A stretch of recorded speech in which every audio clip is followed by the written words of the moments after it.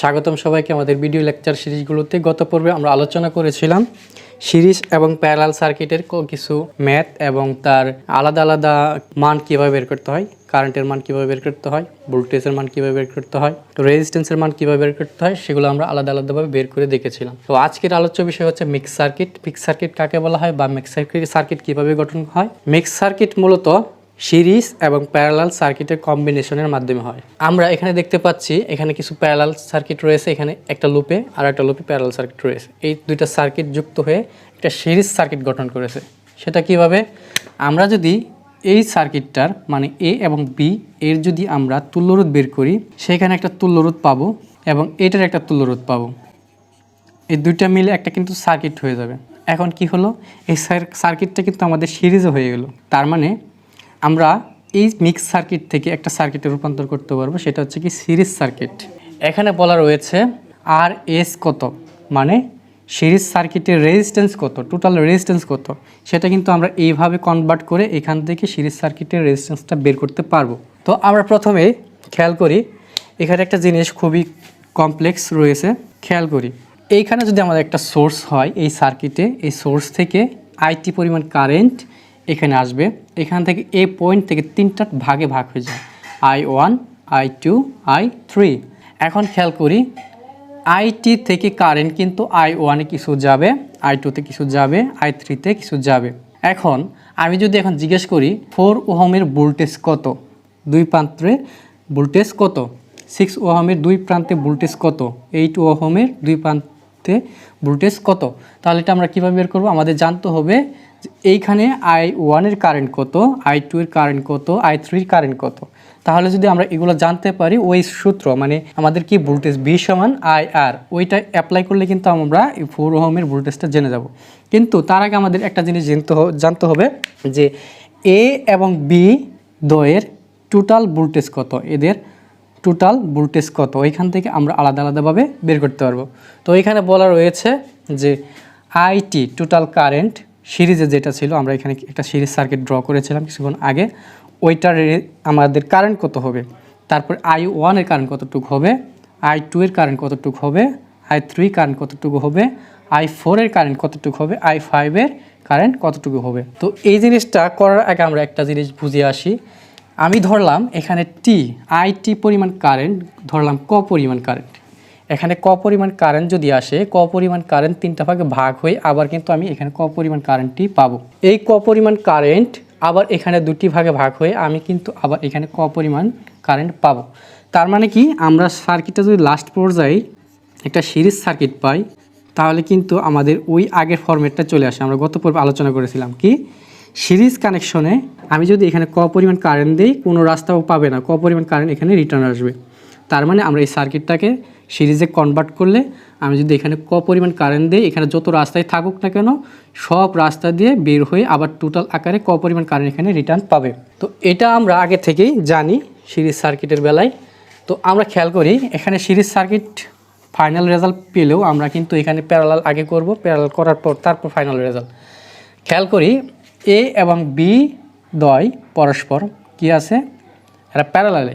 তার মানে কি, এখানে পজিটিভ টার্মিনাল, এখানে তো পজিটিভই, মানে এখানে সবগুলো পজিটিভ পাবে, তারপরে কি নেগেটিভ, কারণ এই প্রান্তটা কি নেগেটিভের সাথে কানেক্ট করা। তাহলে আমরা বলতে পারি কতগুলো রোধ যদি একটা টার্মিনালে এবং কতগুলো রোধের অপর প্রান্ত আরেকটি টার্মিনালে, তাহলে কিন্তু এটা প্যারালাল কানেকশন।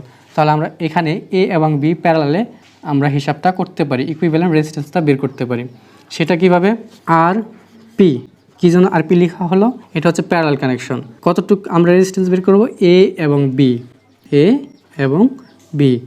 এটা কীভাবে লিখতে হয়, 1/RP AB। এটা হচ্ছে আমাদের 1/R1, এটাকে ধরে নিলাম R1 plus 1/R2 plus 1/R3। তো আমরা এখান থেকে বের করতে থাকি 1/RP AB। এটার থেকে যদি আমরা বের করি, এখন 1/R এর মান কত হচ্ছে, এখানে পাচ্ছি 4, R2 এর মান হচ্ছে 6, R3 মান হচ্ছে 8। তো আমরা এটাকে যদি লসাগু করি তাহলে কত আসে আমাদের, এখানে 24 আসে। 24। 24কে 4 দ্বারা ভাগ করলে কত হয়? 4 6 24। এখানে কিন্তু 6 1-এর সাথে যদি গুণন দেই তাহলে কিন্তু 6 আসে। তারপরে 24কে 6 দ্বারা ভাগ করলে 4 আসে, 4কে 1 দ্বারা গুণ করলে 4 হয়। তারপরে 24কে 8 দ্বারা ভাগ করলে 3 আসে, 3 কিন্তু 1-এর সাথে গুণন করলে 3 হয়। তাহলে আমরা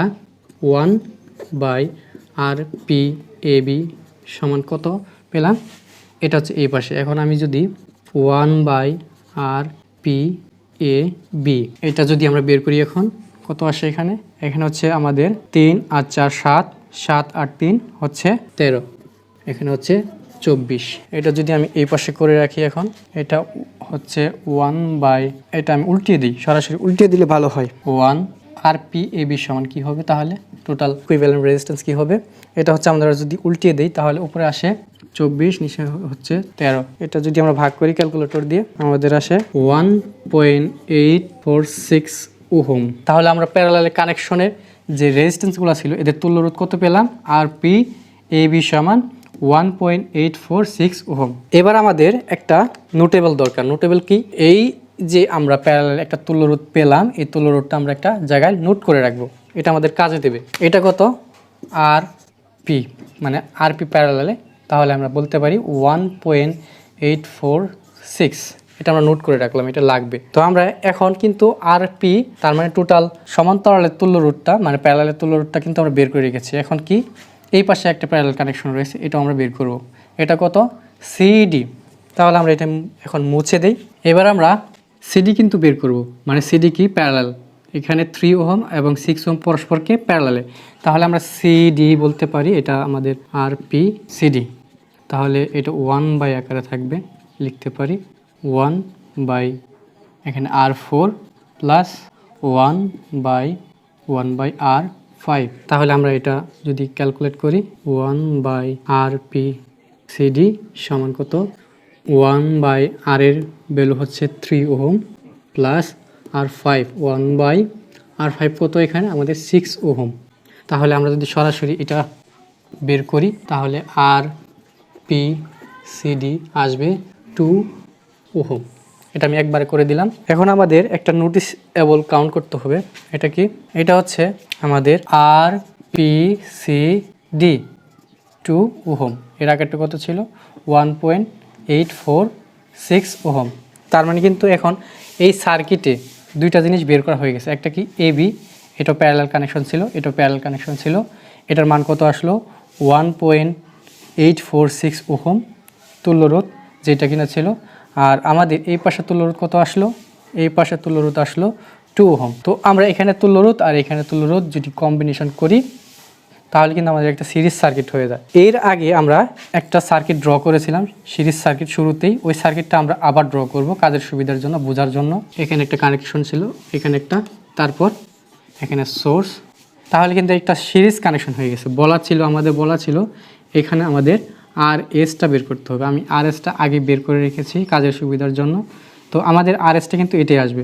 তো আমি এখানে মুছে দিলাম, এটা এখন মুছে দিলাম। আমরা কিন্তু RS বের করব। তো RS বের করার জন্য আমরা সার্কিটটা আবার ড্র করেছি। ড্র করার পর দেখি এই Rটা কি, কোন R, মানে এই রেজিস্ট্যান্সটা কোন দিকে থাকবে। এই রেজিস্ট্যান্সটা হবে RPAB, এই রেজিস্ট্যান্সটা হবে RPCD, যেটা কিনা এইটার তুল্যরোধ, এইটার তুল্যরোধ এইটা। তাহলে এইটার তুল্যরোধ কত? 1.846 ওহম, আর এইটার কত ছিল? 2 ওহম। তাহলে আমরা সিরিজ কানেকশনে যদি তুল্যরোধ বের করি তাহলে কত আসবে? তাহলে আসবে আমাদের RS, যেটা কিনা চাওয়া হয়েছিল, আমরা বের করব RPAB প্লাস RPCD। RPAB সমান কত? 1.846 প্লাস RPCD কত? 2 ওহম। তাহলে আমাদের এখানে আসে 3.846 ওহম। এবার কিন্তু আমরা এই সার্কিটের পুরো রেজিস্ট্যান্স পেয়ে গেছি, সেটা কি?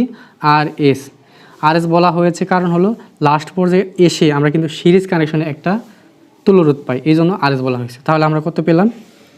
3.846 ওহম। আর এর ভ্যালু বের করা শেষ। এবার আমাদের ITS, মানে টোটাল কারেন্টটা বের করতে হবে। এই সার্কিটে এখান থেকে কতটুকু কারেন্ট ফ্লো হচ্ছে সেটা কিন্তু বের করতে হবে। সেটা কি? সেটাও কিন্তু লাস্ট পরে সিরিজেই থাকবে। সিরিজে আমাদের রেজিস্ট্যান্স কত? 3.846। এটার সাথে যদি আমরা এটা ডিভাইড করি তাহলে কিন্তু আমরা টোটাল কারেন্ট পেয়ে যাবো। সেটার জন্য আমরা ওহমের সূত্রের সাহায্য নিব। এইটা আমরা এখন কাটা দিই, এটা লাগবে না। এবার আমরা এ এবং বি এর দুই প্রান্তের বিভব পার্থক্য বের করব। সেটা বের করার জন্য ওহমসের সূত্র ব্যবহার করব। ওহমসের সূত্র কি? বি সমান আই আর। এখানে আমাদের বি কত? কোন বি? এইখান থেকে এইখান পর্যন্ত আমাদের ধরতে পারি কি B1, মানে এই লুপটা ভোল্টেজ কত? B1। সো আমরা B1 ধরে নিলাম। আইটি এখানে কারেন্ট কত? টোটাল কারেন্ট হচ্ছে 2.6 এবং আর কত? আর হচ্ছে এটা আমাদের প্যারালালে ছিল, সেটা আমরা বের করেছি 1.846 ওহম। তো আমরা আইটি লিখলাম, এটা হচ্ছে RPAB। সো আমরা এটা যদি বসিয়ে দিই, এখন আমাদের টোটাল কারেন্ট হচ্ছে 2.6 ইন্টু 1.846। এটা আমাদের ক্যালকুলেট করলে আসবে 4.8 ভোল্ট। তাহলে কিন্তু আমরা এ এবং বি দুই প্রান্তে বিভব পার্থক্য 4.8 ভোল্ট পেয়ে গেলাম। এখন এই 4.8 ভোল্ট থেকে আমরা যদি 4কে ভাগ করি তাহলে I1 এর ভ্যালু পাবো। 4.8কে যদি 6 ওহম দ্বারা ভাগ করি তাহলে I2 এর ভ্যালু পাবো। 4.8কে যদি আমরা 8 ওহম দ্বারা ভাগ করি তাহলে কিন্তু I3 ভ্যালু পাবো। তাহলে এখানে বলা ছিল I1 এর value, I2 value, I3, I4 এইভাবে বলা ছিল। কিন্তু আমরা শুধুমাত্র I3 পর্যন্ত করতে পারবো। কারণ কি? আমরা এই লুপের দুই প্রান্তের বিভব পার্থক্য জানি 4.8। এই দুই প্রান্তের বিভব পার্থক্য কিন্তু আমরা জানি না। সিডি কিন্তু আমরা জানি না, শুধু জানি কি এবি। তাহলে এবির যতগুলো আমাদের কারেন্ট ছিল সেগুলো আমরা বের করব 3 পর্যন্ত।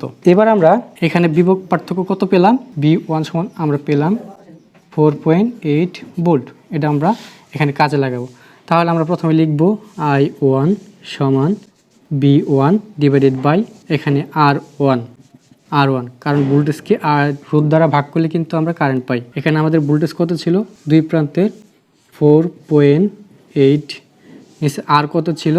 4 ওহম। এটা যদি আমরা ডিভাইড করি ক্যালকুলেটর দিয়ে 1.2 অ্যাম্পিয়ার। I2 ভ্যালু যদি বের করি B1 ডিভাইডেড বাই R2। এখানে B1 4.8, R2 কত? আর হচ্ছে 6 ওহম। এখানে যদি আমরা বের করি এটা 0.8 অ্যাম্পিয়ার। এবার যদি I3 বের করি আমরা, I3 সমান B1 divided by R3। B1 divided by R3। এখানে B1 কত? 4.8, R3 কত আমাদের? এখানে R3 হচ্ছে 8 ওহম। এখানে আমাদের আসবে 0.578 অ্যাম্পিয়ার, 8 অ্যাম্পিয়ার। তাহলে কিন্তু আমাদের I1, I2, I3 বের করা হয়ে গেছে। সেগুলো আমরা এখানে লিখে রাখি, তাহলে হয়তো বা পরে সুবিধা হবে। এটার ভ্যালু হচ্ছে I1 এর ভ্যালু হচ্ছে 1.2 অ্যাম্পিয়ার, I2 এর ভ্যালু হচ্ছে 0.8 অ্যাম্পিয়ার, I3 এর ভ্যালু হচ্ছে 0.5878 অ্যাম্পিয়ার। এখন আমাদের I4 এবং I5 বাকি থাকলো। সেটা কিভাবে বের করব? সেটা বের করার জন্য আমরা কিন্তু একটা কাজ করতে পারি। এখানে আমরা সিডি বের করতে পারি। সিডি মানে হচ্ছে দুই প্রান্তের বিভব পার্থক্য। তাহলে আমরা এটাকে এইখান থেকে এখান পর্যন্ত ধরতে পারি B2। তাহলে B2 সমান IT ইন্টু, এটা হবে আমাদের ইন্টু, এখানে আর কোনটা হবে? আমাদের আর হবে এইটা RPCD। এটা কিন্তু এই সিডি ছিল। তাহলে IT কত? IT আমাদের 2.6 ইন্টু আমাদের IPCD ছিল 2 ওহম। এটা আমাদের ভোল্টেজ আসবে 5.2 ভোল্ট। এবারে আমরা এই ভোল্টেজ থেকে B2 থেকে যদি আমরা 3 ওহমকে ভাগ দিই তাহলে কিন্তু I4 পাবো। তাহলে I4 সমান, I4 এর কারেন্ট কতটুকু হবে? সেটা B2 divided by I4, that is B2 মান কত? B2 মান হচ্ছে 5.2 ভোল্ট। এখন I4 হচ্ছে আমাদের 3 ওহম। এখানে আসবে 1.73 অ্যাম্পিয়ার। এবং I4 এর পরে আমাদের আছে কি? এখানে I5 সমান B2 ডিভাইডেড বাই I5। তার মানে I5 হচ্ছে এটা হচ্ছে I5 এর R5 এর রোধ কত? R5 এর রোধ হচ্ছে আমাদের 6 ওহম। এটা আমরা পরে লিখে দিই। R5 উপরে হচ্ছে B2 5.2, R5 হচ্ছে 6 ওহম। এটা কারেন্ট আসবে আমাদের 0.5 0.86 অ্যাম্পিয়ার। তো আমাদের i4 এখানে আসলো 1.73 অ্যাম্পিয়ার এবং i5 আসলো 0.86 অ্যাম্পিয়ার। তো আমাদের সবগুলো বের হয়ে গেছে। তো মিক্স সার্কিটে একটু কমপ্লেক্স হয়। এই ছিল আলোচনা আমাদের আজকের।